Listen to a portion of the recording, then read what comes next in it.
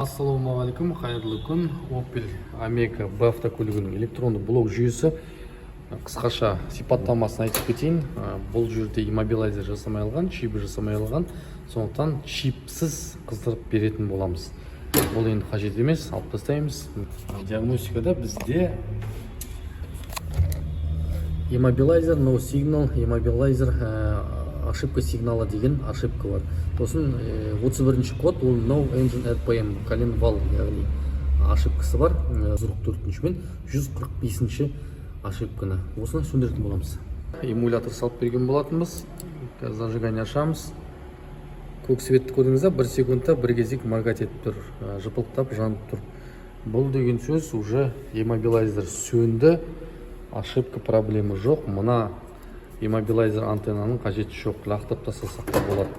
Ендігі мәселе диагностика саламыз. Ошибканы қараймыз, fault code.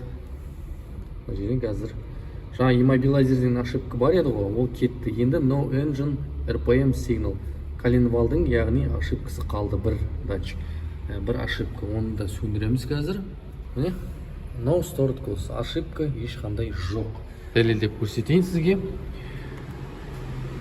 Міне форсунканың импульсы. Көрдіңіздер, жыпылықтап тұр. Форсунке сигнал бар, уже шашып тұр деген сөз міне. Онда форсунка жасап тұр. Иммобилайзер сәтті сөнді. Omega B автокөлігіне иммобилайзерін сөндіріп берген болатынбыз. Рахмет, сұрақтар болса хабарласыңдар.